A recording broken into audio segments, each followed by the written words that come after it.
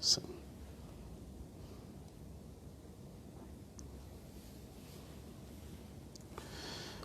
الله الرحمن الرحيم إن الحمد لله نحمده ونستعينه ونستغفره ونتوب إليه ونعوذ بالله من شرور أنفسنا وسيئات أعمالنا من يهده الله فلا مضل له ومن يضلل فلا هادي له وأشهد أن لا إله إلا الله وحده لا شريك له له الملك وله الحمد يحيي ويميت وهو على كل شيء قدير وأشهد أن سيدنا ونبينا محمدا عبد الله ورسوله صلى الله عليه وعلى آله وصحبه وسلم تسليما إخواني وأخواتي في الله السلام عليكم ورحمة الله تعالى وبركاته. Mes chers frères, mes chères sœurs, salam alaikum wa rahmatullahi ta'ala wa barakatuh. En ce moment d'épreuve que nous traversons, nous implorons Allah subhanahu wa ta'ala de nous accorder sa grâce et sa miséricorde, de ne pas nous punir à cause de nos fautes, nos erreurs, nos négligences, mais plutôt de nous accorder sa grâce et sa miséricorde. Donc, je voulais faire cette rencontre en direct pour un rappel, un vendredi, car nous avions l'habitude le vendredi d'avoir la prière en commun le vendredi, qui est un moment de rencontre, un moment de rappel. Mais dans cette épreuve, nous ne sommes pas en mesure d'accomplir ce devoir, cette obligation comme on avait l'habitude, mais néanmoins, nous avons la possibilité d'avoir des moments, d'être en contact, des moments de rappel.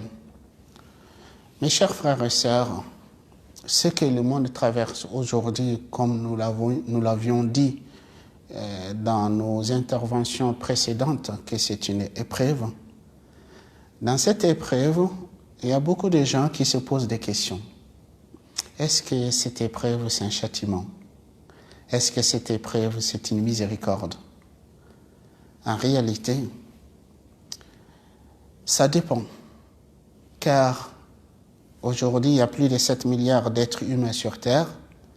Ces 7 milliards de personnes sur Terre, chacun reçoit cette épreuve en fonction de ses convictions, en fonction de sa façon de voir les choses, en façon du contexte dans lequel la personne y vit.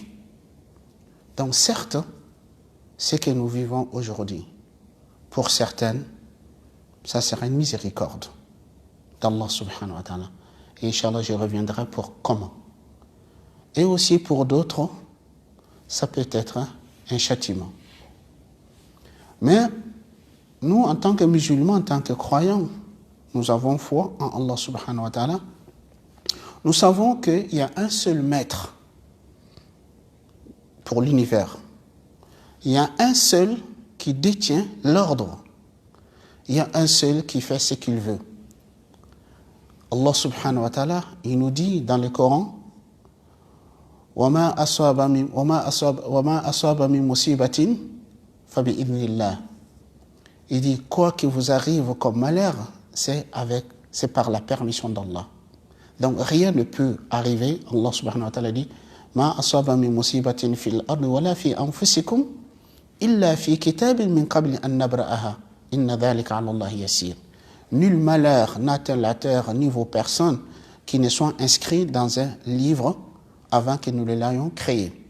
Et ceci est facile pour Allah. Donc nous savons que ce malheur ou cette épreuve, cette épidémie qui frappe le monde aujourd'hui, c'est par la permission d'Allah subhanahu wa ta'ala. Ce n'est pas arrivé comme ça, par hasard. Ces microbes ou ces virus n'est pas arrivé par lui-même, mais par l'ordre de Dieu. Et aussi, ne sera levé, et aussi que par l'ordre de Dieu. C'est ça, telle est notre conviction. Mais dans toute épreuve, il y a une sagesse d'Allah subhanahu wa ta'ala. Il y a un bienfait d'Allah subhanahu wa ta'ala. En fait, un mal, il n'y a pas un mal qui provient d'Allah. Allah subhanahu wa ta'ala, le prophète sallallahu alayhi wa sallam, dans l'une de ses invocations, il dit wal khayru ilayk wa sharru laysa ilayk wa khayru minka wa sharru laysa ilayk. Le bien vient de toi et le mal n'est pas à être attribué à toi. Il n'y a rien de mal qui émane d'Allah. Tout ce que Allah fait, il y a un bien. Allah subhanahu wa ta'ala, il nous dit وَعَسَىٰ أَن تَكْرَهُوا شَيْئًا وَهُوَ خَيْرٌ لَكُمْ وَعَسَىٰ أَن تُحِبُّوا شَيْئًا وَهُوَ شَرٌ لَكُمْ وَاللَّهُ يَعْلَمُ وَأَنْتُمْ لَا تَعْلَمُونَ. Il se peut que vous ayez l'aversion pour une chose alors que c'est un bien pour vous. Il se peut que vous aimiez une chose alors que c'est un mal pour vous. Et Allah sait et vous ne savez pas. En fait, tout ce qui peut arriver à un croyant qui a une profonde conviction en Allah subhanahu wa ta'ala, qui a une foi saine, ça ne peut qu'être un bien.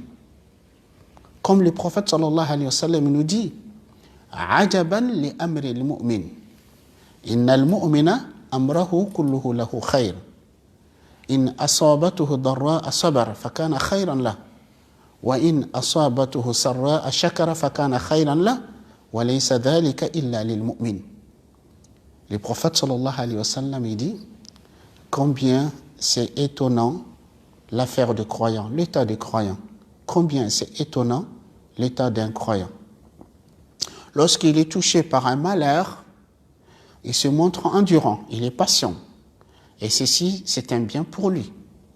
Car la patience, la récompense de la patience n'a pas de limite. Allah subhanahu wa ta'ala nous dit innama yuwaffa as-sabiruna ajrahum bighayri hisab. Seuls les endurants seront rétribués pleinement de leur rétribution sans compter. Donc, et la suite des hadiths dit wa in asabatuhu sarra shakar fakana khayran la. Et lorsqu'il est touché par le bonheur, il se montre reconnaissant. Et ceci est un bien pour lui. Oui, puisque Allah subhanahu wa ta'ala nous dit la in shakartum la azidannakum. Si vous êtes reconnaissant, je vous accorderai davantage de mes faveurs et mes bienfaits.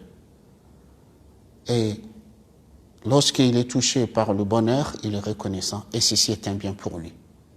Donc, en fait, en réalité, ce qui se passe aujourd'hui, ça doit éveiller nos consciences. Ça doit nous servir de rappel. Nous devrons en tirer des leçons. Pour un musulman, pour un croyant, ces événements qui se passent, qui arrivent, ça ne devrait pas passer comme ça, sans que ça attire notre attention à réfléchir, à méditer et à chercher à tirer des leçons et pour en servir pour qu'on s'en sort grandi et meilleur. Donc en fait, il faut savoir ce qu'on peut retenir de cet événement, de cette épreuve comme leçon. Premièrement, c'est une leçon de patience. C'est une leçon de patience, car aujourd'hui, cette épidémie, cette pandémie est venue bouleverser notre façon de vivre, notre façon d'être. Donc, est venue bousculer nos habitudes. Et aussi, ces pandémies qui touchent le monde aujourd'hui, il se peut que certains d'entre nous perdent des personnes qui nous sont chères, de nos proches, de nos familles, de nos amis, donc qui est très touchant, qui est très éprouvant. On peut perdre de nos proches. Donc, il nous faut se montrer patient. Donc, ou bien aussi, même certains d'entre nous, il se peut qu'ils soient touchés personnellement. Donc, certes, ce n'est pas quelque chose de facile. Donc, dans ce genre de situation, nous avons besoin de se montrer patient, de faire preuve de la patience. Allah subhanahu wa ta'ala nous dit dans le Coran وَلَنَبْلُوَنَّكُمْ بِشَيْءٍ مِنَ الْخَوْفِ وَالْجُوعِ وَنَقْصٍ مِنَ الْأَمْوَالِ وَالْأَنْفُسِ وَالثَّمَرَاتِ وبشر الصابرين الذين إذا أصابتهم مصيبة قالوا إنا لله وإنا إليه راجعون. Allah nous dit, nous vous éprouverons par quelque peur de la famine, des diminutions de vos biens, de vos récoltes et des personnes. Annonce la bonne nouvelle aux patients qui, lorsqu'il leur arrive un malheur, ils disent, nous appartenons à Allah, c'est vers lui que nous retournerons. Donc oui, il faut s'armer de la patience, mais pas seulement de la patience, c'est une patience de la plus belle des patiences, parce qu'il nous apprend de faire preuve d'une belle patience. Fasbir sabran jamila. Patience, d'une belle patience.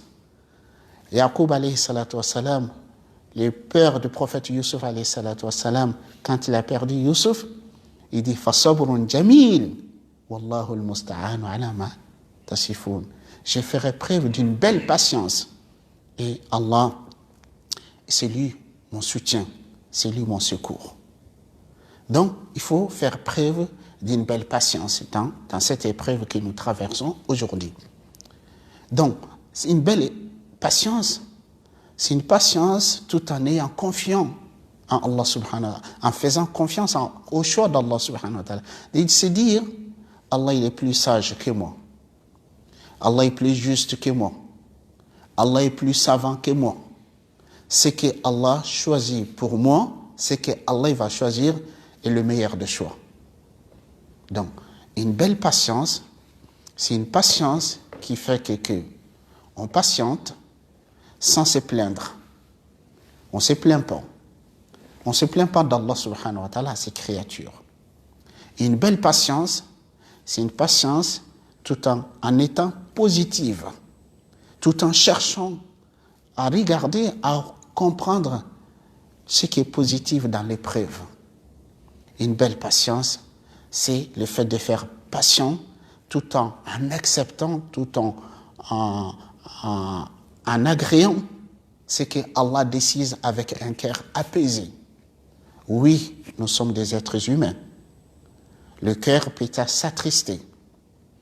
Là, les yeux peuvent verser des larmes, comme le prophète sallallahu alayhi wa sallam nous dit, lorsqu'il a perdu son fils, Ibrahim. Le prophète dit, certes, le cœur s'attriste, les yeux versent des larmes, mais certes, le fait qu'Ibrahim, tu viennes de nous quitter, ça nous rend triste, mais nous nous disons que ce qui plaît à Allah subhanahu wa ta'ala. Inna al-qalba la yahzan, wa inna al-ayna la tadma, wa inna ala firaqika ya Ibrahim lam hazunun, wa la naqul illa ma yurdi Rabb subhanahu wa ta'ala. Donc, oui, et le fait qu'on est des êtres humains, oui, le cœur peut s'attrister, mais le cœur n'est pas révolté, on n'est pas en colère, on n'est pas indigné, on ne s'irrite pas au décret d'Allah subhanahu wa ta'ala. Ça, c'est ça, sabr al-jamil, une belle patience. Donc nous avons besoin de faire preuve de la patience dans cette épreuve. Et aussi, cette épreuve, ça doit nous conduire à se montrer reconnaissant envers Allah, à remercier Allah subhanahu wa ta'ala.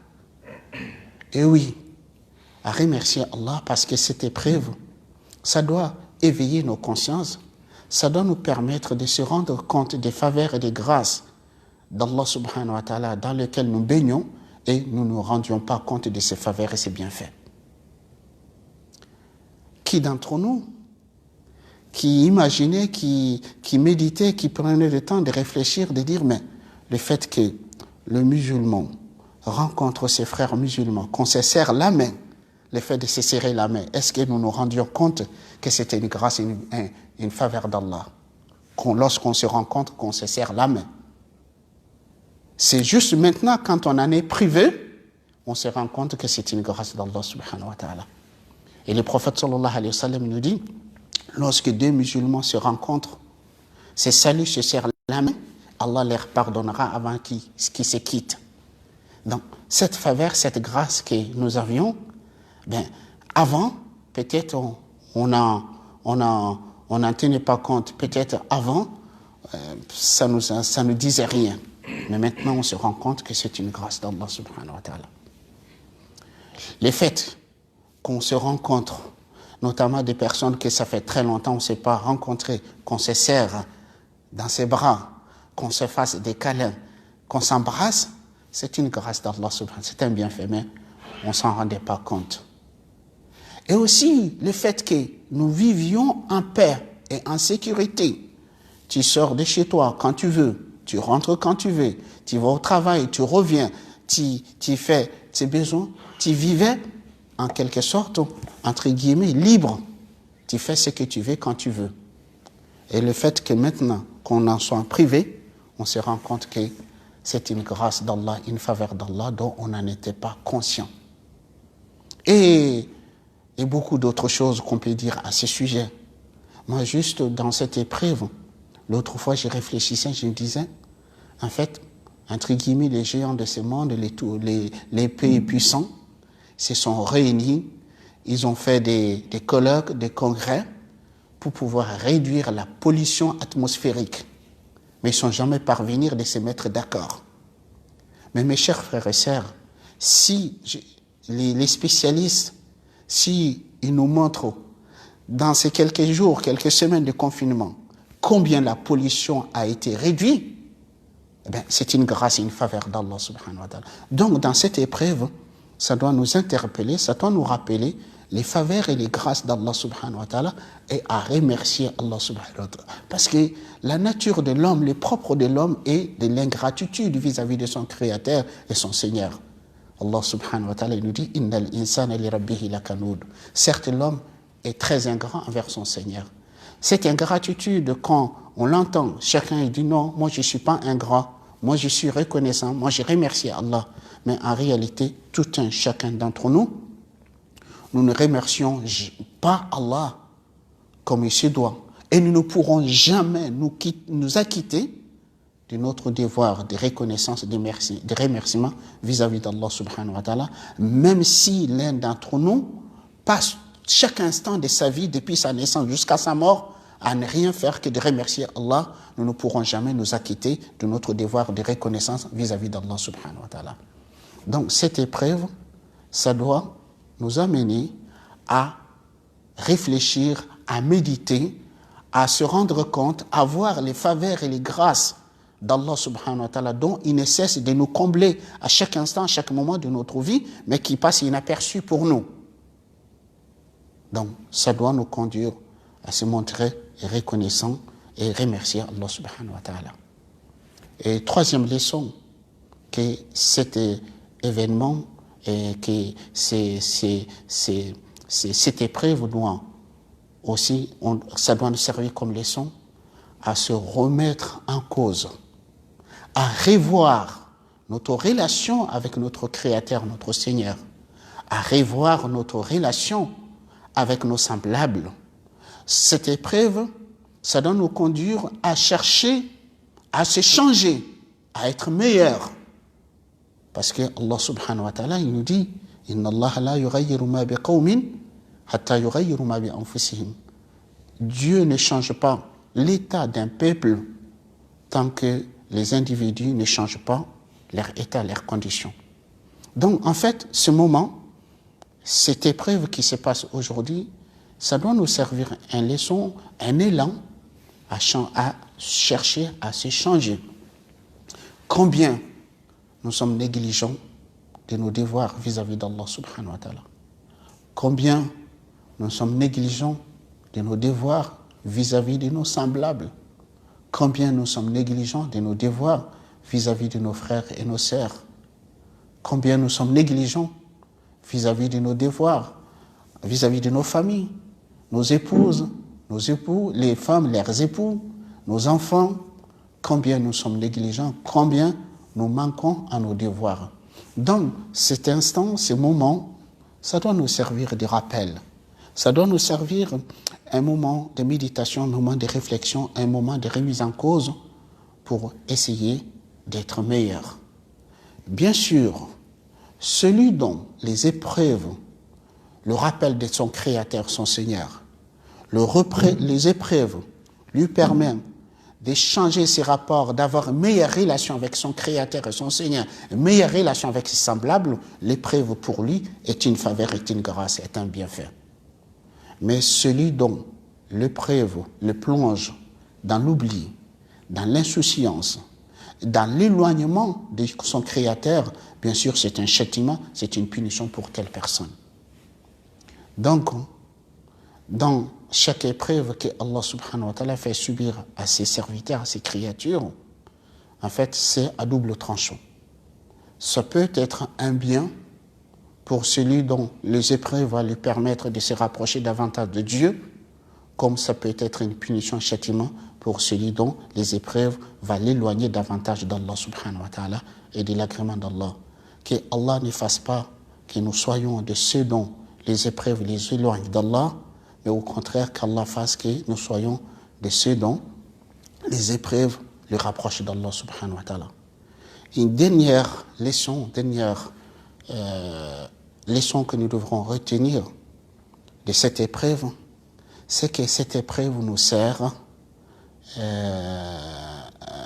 comment dirais-je, ça nous sert à retourner vers Allah, à se montrer à Allah indigent, à faire preuve d'indigence et totale dépendance vis-à-vis d'Allah. Allah subhanahu wa ta'ala, il fait descendre les épreuves pour ses serviteurs pour que, comme Allah dit, la'allahum yatadarra'un, peut-être ils imploreront la miséricorde d'Allah subhanahu wa ta'ala. Donc, en fait, en réalité, comme je disais au début, que cette épreuve n'est pas arrivée par hasard, n'est pas arrivée par elle-même, c'est par l'ordre de Dieu. Donc aussi, cette épreuve ne sera levée et aussi que par l'ordre de Dieu. Donc montrons notre indigence, montrons notre pauvreté, montrons notre totale dépendance vis-à-vis d'Allah subhanahu wa ta'ala, implorons sa grâce et sa miséricorde, car Allah subhanahu wa ta'ala, il est le plus miséricordieux. Si nous revenons à lui, nous implorons sa grâce et sa miséricorde, Allah subhanahu wa ta'ala nous accordera sa grâce et sa miséricorde. Donc, nous devrons multiplier la demande de pardon à Allah. Nous devrons multiplier l'invocation, invoquer Allah subhanahu wa ta'ala, invoquer sa grâce et sa miséricorde. Et aussi, nous devrons implorer Allah qui nous préserve, qui nous épargne du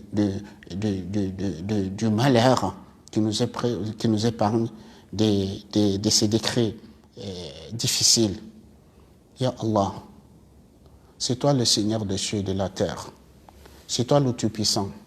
C'est toi qui détiens l'ordre de toutes choses. Tu es le tout miséricordieux, le très miséricordieux. Nous t'implorons, par ta grâce et ta miséricorde, que tu nous accordes ta grâce et ta miséricorde. Ya Allah, accorde-nous ta grâce et ta miséricorde, car tu es le plus grand miséricordieux. Épargne-nous de ton châtiment et de ta punition, car tu as tout pouvoir sur nous. Nous ne sommes que tes serviteurs. C'est toi seul notre Créateur, notre Seigneur. Nous n'avons pas d'autre Dieu pour l'implorer. Nous n'avons pas d'autre Seigneur pour espérer en lui. C'est toi notre espoir. C'est toi notre refuge. Ya Allah, accorde-nous ta grâce et ta miséricorde. Ya Allah, épargne-nous de ta punition et de ton châtiment. Allahumma ya Allah, ya Hayyu ya Qayyum, ya Dhal Jalal wal Ikram, ya Dhal Arsh al Majid, ya Fa'ala lima yurid, ya Alim al Ghayb wa Shahada, ya Rahman ya Rahim, ya Mannan ya Badi'a as-samawati wal ard.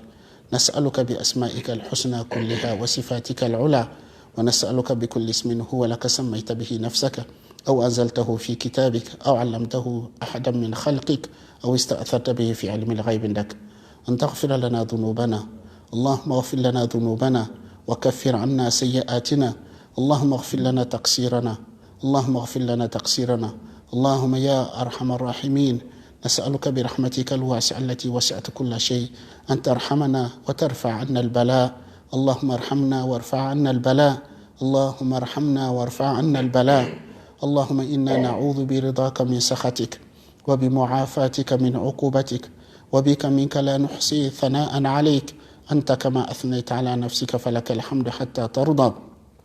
اللهم إنا نعوذ بك من زوال نعمتك وتحول عافيتك وفجاءة نقمتك وجميع سخطك.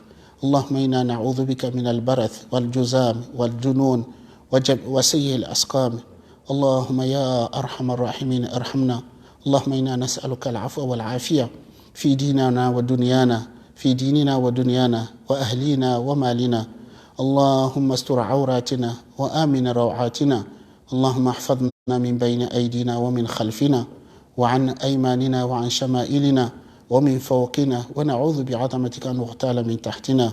اللهم اهدنا فيمن هديت، وعافنا فيمن عافيت، وتولنا فيمن توليت، وبارك لنا فيما أعطيت، وقنا واصرف عنا برحمتك شر ما قضيت، فإنك تقضي ولا يقضى عليك، إنه لا يذل من واليت ولا يعز من عاديت، تباركت ربنا وتعاليت، لك الحمد على ما قضيت ولك الشكر على ما أعطيت. اللهم احفظنا واحفظ جميع المسلمين واحفظ عبادك يا أرحم الراحمين. اللهم يا الله، اللهم آمنا في أوطاننا، اللهم آمنا في أوطاننا، اللهم أصلح أحوالنا، اللهم أصلح أحوالنا. اللهم ارفع غضبك ومقتك عن عبادك، اللهم ارفع غضبك ومقتك عن عبادك يا أرحم الراحمين يا رب العالمين. إلهنا أنت ربنا لا إله إلا أنت، سبحانك خلقتنا ونحن عبيدك، ظلمنا أنفسنا واعترفنا بذنوبنا ولا يغفر الذنوب إلا أنت، فاغفر لنا ذنوبنا جميعا مغفرة من عندك، وتب علينا إنك أنت التواب الرحيم، وارحمنا واهدنا ووفقنا لما تحب وترضى برحمتك يا أرحم الراحمين يا رب العالمين. اللهم صل على عبدك ونبيك ورسولك محمد وعلى آله وصحبه وسلم تسليما. سبحانك اللهم بحمدك، نشهد أن لا إله إلا أنت، نستغفرك ونتوب إليك. سبحانك رب العزة عما يصفون، وسلام على المرسلين، والحمد لله رب العالمين، والسلام عليكم ورحمة الله وبركاته.